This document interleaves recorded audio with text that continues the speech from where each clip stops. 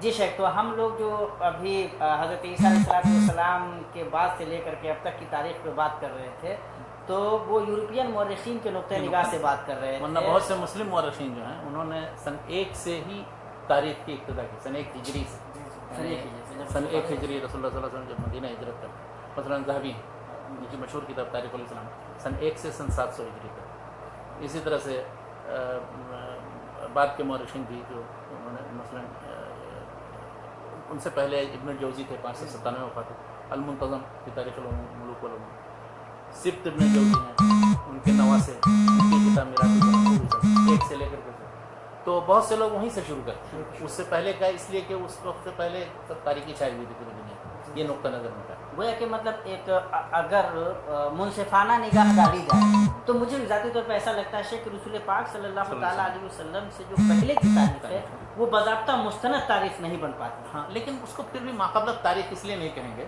کہ بہت سی چیزیں واضح ہیں، موجود ہیں. میں نے بتایا آپ کو جاہلی دور کے بارے میں اگر آپ کو پڑھنا ہو پڑھ پر تو 10 والیوم میں کتاب مفصل کی تاریخ العرب قبل الاسلام. اس میں کوئی پہلو ایسا نہیں جس کے بارے میں انہوں نے اشعار سے اور دوسرے سارے وسائل کو استعمال کر کے نہیں. لیکن شاید جیسے ہم لوگ اگر جاہلی مطلب شعر و شاعری، عربوں کی جو جاہلی شعر و شاعری اسی کے بارے میں ایسا لگتا ہے جیسے مطلب یہ واحد ایسی پوری دنیا کی واحد ایسی شاعری ہے جو یکایک ایک دم اتنے مہذب انداز میں سامنے آ جاتی ہے، جب پوری شاعری تیار شاعری ہے، اتنی کلیئر شاعری ہے، اتنی اچھی شاعری ہے، مطلب اتنی اسٹینڈرڈ شاعری. امرؤ القیس سے پہلے کیا کوئی باضابطہ اس طرح کے شاعر کا پتہ چلتا ہے جس کا مطلب شعر ہو اس طرح سے؟ تو اسی لیے جیسے طہ حسین وغیرہ نے جو باضابطہ کتاب لکھ دی ہے اس سے پہلے اس کو افسانہ ہی بتا دیا، تو کہیں نہ کہیں مطلب ایک مستند تاریخ کا جو تصور ہے وہ کیا رسول پاک صلی اللہ تعالیٰ علیہ وسلم سے پہلے باضابطہ سمجھ میں آتا ہے؟ اس میں اس کے مختلف عناصر ہیں، پہلو ہیں مختلف جو واضح ہیں، کچھ پہلو ایسے جو غامض بھی ہیں، لیکن جو پہلو واضح ہیں مثلا انہوں نے جو ادب جاہلی یا شعر جاہلی پر اعتماد کر کے جن لوگوں نے تاریخیں لکھی، خود یہ جواد علی نے، تو ان کا کہنا یہ ہے کہ یہ پورا ادب منحول نہیں ہے، جیسا کہ طہ حسین یا ان سے پہلے ایک مستشرق مارگولیف نے کہا تھا. تو وہ یہ کہتے ہیں کہ اس پہ تنقید اور تبصرہ کرنے کے بعد دیکھنے سے یہ سمجھ میں آتا ہے کہ واقعی یہ اس دور کی شاعری ہے، اور رسول اللہ صلی اللہ علیہ وسلم کی بعثت سے تقریباً یعنی سمجھیے 100 سال پہلے کا عرصہ جو ہے، اس کے مشہور شعراء اور ادبا موجود ہیں اور ان کا نمونہ بھی موجود ہے. اب وہ شعر بھی موجود ہے کہ جو بالکل منحول ہے، مثلا یمن کے بارے میں، جنوبی یمن کے بارے میں، جو وہاں کی حکومتوں کے بارے میں، وہاں کے مختلف پہلوؤں کے بارے میں جو لوگوں نے شاعری کی ہے، اور یا آدم علیہ السلام کی طرف جو شعر منسوخ کر دیا ہے دوسرے، تو وہ منحول شعر معلوم ہے، اس لیے کہ وہ بعد میں اسلامی دور کے اس کے اسلوب پر ہے. لیکن یہ جو 150 سال کی تاریخ ہے یا 125 سال کی تاریخ ہے، اس میں محلل تقریباً قدیم ترین شاعر مانے جاتے ہیں، محلل بن ربیعہ، اور امرؤ القیس انہیں کے بعد ہیں کچھ عرصے کے بعد. اور پھر مثلا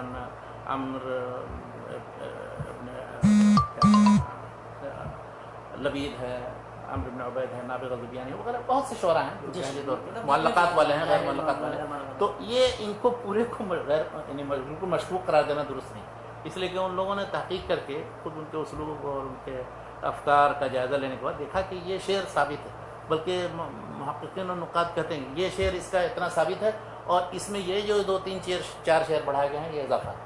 اور اس موضوع پر ایک فیصلہ کن کتاب لکھی ہے انہوں نے، ناصر الدین الاسد، ڈاکٹر ناصر الدین الاسد، مصادر الشعر الجاہلی و قیمت اور تاریخی، کہ اس کی کوئی قدر و قیمت اہمیت ہے یا نہیں ہے. تو انہوں نے اس میں پھر فیصلہ ختم کر، انہیں اس موضوع پر گفتگو ہی ختم ہو گئی کہ ہے پورا منحول ہے یا کتنا حصہ منحول ہے، کتنا حصہ صحیح ہے، وہ ثابت ہے. تو اس کی روشنی میں ہم جاہلی دور سے کے بارے میں ایک پورا تصور ہم لے سکتے ہیں، یعنی ایسا نہیں کہ پورا تاریخ.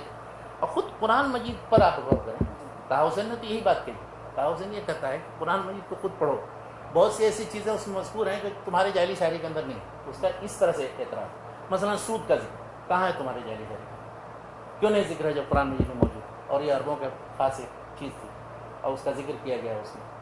یا اسی طرح سے بعض ایسے حقائق ہیں کہ جن کا قرآن میں ذکر ہے اور وہ ان کی جاہلی شاعری میں موجود نہیں ہے، تو ان سے وہ شک کا پہلو نکالتے ہیں. لیکن یہ کوئی ضروری نہیں کہ کسی ادب کے اندر سب چیزیں سب پہلوؤں کی تصویر کشی. یہ بھی نہیں ہم کہہ سکتے ہیں کہ ہمارے پاس پورا اس کا نمونہ یا ساری شاعری سارا ادب ہم تک پہنچا ہے، بہت کچھ ضائع بھی ہو گیا. جی، تو گویا کہ شیخ مطلب پھر بھی کہنے کا مطلب یہ ہے کہ رسول پاک صلی اللہ تعالیٰ علیہ وسلم کی بعثت سے پہلے کی جو تاریخ ہے وہ اس طرح سے مستند نہیں ہے جس طرح سے رسول پاک صلی اللہ تعالیٰ علیہ وسلم کی ہجرت کے بعد یہ تو بالکل جو تاریخ ہے. بلا شبہ ہم کہہ سکتے ہیں کہ جب سے رسول اللہ صلی اللہ علیہ وسلم کی بعثت ہوئی ہے اور بعثت ہونے کے بعد سے خاص طور پر جب سے ہجرت ہوئی اس کے بعد سے تو مجھے کہ ایک ایک لمحہ اور ایک ایک سال اور اس کے جتنے وقائع اور احداث ہیں سب سن وار باقاعدہ لوگوں نے مرتب کیا، اور انشاءاللہ ہم آئیں گے انشاءاللہ جب ہم اسلامی تاریخ پہ گفتگو کریں گے تو انشاءاللہ وہ باتیں بھی آئیں گی. ابھی ہم تو تاریخ اور متعلقہ تاریخ پہ بات متعلقات تاریخ پہ بات کر رہے تھے. ہم نے جانا کہ تاریخ کس کو کہتے ہیں، ہم نے یہ جانا کہ تاریخ کو کتنے خانوں میں بانٹ کر کے دیکھا گیا ہے، کتنی قسمیں کی گئی ہیں تاریخ کی، اور ہم نے یہ بھی جانا کہ تاریخ کو مدون کرنے کے ذرائع کیا رہے ہیں، کن وسائل کا استعمال کیا گیا ہے، کون سے سورسز رہے ہیں جن کی وجہ سے تاریخ مدون ہو پائی ہے، اور مختلف قوموں نے تاریخ کو کس نقطۂ نظر سے دیکھا ہے. یہ ساری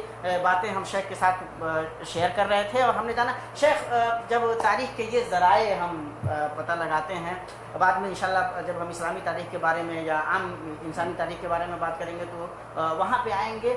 تو ایک تو یہ ہوا کہ تاریخ کے یہ ذرائع رہے ہیں کہ چلو کوئی دینی مطلب صحیفہ ہے جس میں کوئی بات آئی ہے، بائبل میں آئی ہے یا تورات میں آئی ہے، انجیل میں آئی ہے، کہیں آئی ہے، یا پھر یہ کہ چلو خدائی کا کوئی وہ معاملہ آیا وہاں سے سمجھ میں آیا. ایسا بھی ہوا کہ لوگوں نے ایک تصوراتی تاریخ بنایا ہو، جیسے داستانیں لکھی گئیں اور ان کو پھر تاریخی ماخذ کے طور پہ قبول کر لیا گیا ہو. کیا ایسا یہ تو ہر قوم کے اندر ہوا ہے. اب دیکھیے مثلا ایرانیوں کے ہیں تو ان کی جو اپنی پرانی قدیم تاریخ ہے اس کے نوشتے زیادہ تر محفوظ نہیں ہیں. ان کے قدیم جو کتابیں زن پازن نوستہ وغیرہ یہ سب بھی اکثر تقریباً ناپید ہو گئے. ان میں سے کچھ حصے جو باقی ہیں ان کے ترجمے جو ہوئے ہیں. لیکن ان کی جو تاریخ ہے قومی تاریخ جس کو کہتے ہیں تو وہ پورا کا پورا وہ شاہنامہ پر مبنی. فردوسی نے جو شاہنامہ لکھی ہے کئی ہزار اشعار میں اس پر مبنی ہے اور اس پر وہ فخر کرتے ہیں، اسی سے وہ پوری تاریخ نکالتے ہیں. لیکن وہ تاریخ دراصل افسانوی تاریخ ہے، یعنی حقیقت ہے اس میں کچھ، لیکن اس کو بڑے مبالغہ کے ساتھ اور اس میں قلم کاری اور اس کے بعد پھر اس میں رنگ آمیزی کے بعد وہ چیز بیان کی ہے. یا اسی کی دوسری مثال لے لیجیے، ہندوستان میں تاریخ لکھی گئی تو وہ پرانی جو تاریخیں ہیں بہت سی مہا بھارت کے اندر جو تاریخیں تو وہ بالکل اس انداز میں وہ تفصیلات نہیں ہیں، لیکن ایک شاعر کا تخیل ہے کہ ایسا پیش آیا. عموماً جنگوں میں ایسا ہوتا ہے، عموماً جو مٹبھیڑ ہوتی ہے تو یہ چیزیں ہوتی ہیں، ایسا پیش آیا، اس نے اس کو پچھاڑ دیا اور اس کے بعد اس کا نتیجہ نکلا. تو لیکن یہ کہ وہ ماخذ ہے جس سے ہم بنیادی چیزیں اخذ کر سکتے ہیں اور سمجھ سکتے ہیں کہ ہاں قدیم ہندوستان کے اندر جو کچھ پیش آیا تھا اور کس طرح سے کون کون سے طبقے تھے، کس طرح سے لڑائیاں ہوتی تھیں، اس کے اثرات کیا ہوتے تھے، کن وجوہات کی پر لڑائیاں ہوتی تھیں. یہ سب چیزیں ہم سمجھ سکتے ہیں. اس میں امن کا بھی پہلو ہوتا ہے کہ وہ امن کے وقت پھر ہم کیا کرتے تھے، کس طرح صلح ہوتی تھی. تو یہ سب چیزیں ہم اس سے اخذ کر سکتے ہیں. یہ نہیں ہم کر سکتے کہ نہیں ان چیزوں کو بالکل چونکہ غیر مستند ہے تو ہم چھوڑ دیں. نہیں، اس طرح سے یورپ کے اندر ایلیٹ کے اندر ہومر نے اس نے سارے اپنے یونان کی پوری سب تب دیومالائی تاریخیں ہیں، لیکن اسی کی بنیاد پر لوگوں نے یونان کی تاریخ لکھی. وہاں کے بڑے بڑے بعد میں جو مثال کے طور پر یہ جو تخیلات تھے ان پہ ایک عمارت تعمیر ہو گئی اور بعد میں یہ جاننے کی کوشش کی گئی کہ ان میں حقائق کتنے اور ان کو جانچنے کی کوشش کی گئی. تو جو اس سلسلے میں اگر ہم کہیں اور ممکن ہے کہ اس سے کچھ لوگ خفا بھی ہو جائیں کہ خاص طور پر عربوں کے یہاں اس طرح کی تخیلاتی اور اساطیری کیفیت زیادہ نہیں موجود تھی. یعنی انہوں نے اپنے تخیلات اور اساطیر کی بنیاد پر کوئی ایک فرضی کہانی نہیں گڑھی، نہ جہری دور کے اندر اور نہیں. ہاں اس کو بلکہ بعض مستشرقین یہ کہتے ہیں کہ اس میں ان کے تخیل کی کمزوری پر دلالت کرتا ہے کہ ان کے یہاں ایلیٹ جیسی کوئی چیز نہیں ہے، مہابھارت جیسی کوئی چیز نہیں، فردوسی جیسی کوئی چیز. لیکن یہ دراصل ان کا نقص نہیں ہے بلکہ ایک طرح سے ان کا حسن ہے، بڑی خوبی کی بات ہے کہ انہوں نے اپنی تاریخ چاہتے تو بہت بڑا چڑھا کر بیان کرتے. ان کی شاعری میں دیکھیے کیا کیا چیزیں ہیں، لیکن یہ نہیں کہ وہ فرضی ایک داستان لڑائی کی بیان کی جو پتہ نہیں کس طرح سے کب پیش آئی. اس طرح سے ایک بات یہ کہی جا سکتی ہے شیخ کہ یہ عربوں کی خبیر میں شامل ہے کہ وہ تاریخ کے معاملے میں سچے ہیں اور وہ حقائق کو سامنے رکھتے ہیں، حقائق. اور ان کے اندر جو بہت زیادہ بنیادی عنصر ہے وہ شجاعت و بہادری کا، غیرت کا اور اس طرح سے بدلہ لینے کا، تو وہ اس میں پیچھے نہیں رہتے تھے. کچھ بھی ہو جائے، پناہ کسی کو دے دیا اگر اس نے کسی شخص نے، کیا مجال ہے کہ دشمن آ کر کے پھر اس سے چاہے اس کا بیٹا قتل ہو جائے، چاہے وہ پورا خاندان مر جائے تو مر جائے. تو یہ شجاعت ہے، بہادری ہے، عزت انفا وغیرہ کی چیزیں. اور انہی خوبیوں کے پیش نظر ہم کہہ سکتے ہیں کہ کیوں رسول اللہ صلی اللہ علیہ وسلم کی بعثت جو ہے یہاں ہوئی ہے. اس لیے کہ ایسی صفات تھی جہاں ان کے یہاں بری صفات بھی تھی، لیکن یہ سب ایسی صفات ہے کہ اگر یہ صفات کسی قوم کے اندر ہو تو وہ کسی بھی نئی دعوت کو لے کر پوری دنیا کو پھیلانے کے لیے تیار ہو. اور یہی ہوا 1 صدی کے اندر میں نے بتایا کہ چین سے لے کر کے اندلس تک. تو وہ ہے کہ شیخ الحمدللہ ہم لوگ تاریخ سے متعلق گفتگو کرتے ہوئے یہاں تک پہنچتے ہیں ماشاءاللہ. اور اب چونکہ وقت بھی ہو رہا ہے, ہاں وقت بھی لگ بھگ وہ ہو گیا ہے جتنی دیر ہم ایک گفتگو کر سکتے ہیں. تو تاریخ سے متعلق انشاءاللہ ہماری یہ گفتگو آئندہ بھی ہوگی, ہم شیخ کو پھر زحمت دیں گے. ابھی جو ہماری گفتگو ہوئی ہے وہ تاریخ کے ارد گرد گھوم رہی تھی. انشاءاللہ ہم شیخ سے اسلامی تاریخ اور اس کے مختلف ادوار پہ جو ارتقاء ہوئے, مختلف ادوار کیسے ہم مطلب ڈیولپمنٹ کیسے ہوا, یہ تاریخی ڈیولپمنٹ کیسے ہوا, ہم انشاءاللہ اس پہ بات کریں گے. کون کون سی کتابیں لکھی گئی ہیں اس پہ بات کریں گے. تاریخ کے کتنے زاویے مسلمانوں کے یہاں رہے ہیں انشاءاللہ اس پہ مطلب ہم گفتگو کریں گے. عام طور سے جو باتیں مشہور ہیں تاریخ سے متعلق یا جس طرح سے ہم تاریخ کو دیکھتے ہیں, کیا اس کے علاوہ بھی تاریخ کو دیکھنے کی کوشش ہوئی, انشاءاللہ ہم اس سے متعلق گفتگو کریں گے. اور پھر انشاءاللہ ہماری جو اپنی سرزمین ہے جہاں سے ہمارا تعلق ہے, آپ کا تعلق ہے, ہم برصغیر ہند و پاک کی پوری تاریخ پہ انشاءاللہ شیخ سے باضابطہ گفتگو کریں گے. تو ہم امید کرتے ہیں کہ انشاءاللہ اسی موضوع پہ, تاریخ کے موضوع پہ ابھی شیخ سے ہماری 2-3 گفتگو آنے والے دنوں میں اور بھی ہوگی انہی چند باتوں کے ساتھ. اور آپ ساتھ ساتھ ہم آپ سے یہ بھی گزارش کریں گے کہ یہ جو گفتگو ہماری شیخ سے ہو رہی ہے یہ عام گفتگو نہیں ہے, یہ علمی گفتگو ہے, خالص علمی گفتگو ہے. تو کبھی کبھی ایسا ہوتا ہے کہ آپ ایسے ہی روا رمی میں سن لیتے ہیں, تو ویسے نہ سنیں, ان کو باضابطہ محفوظ کریں.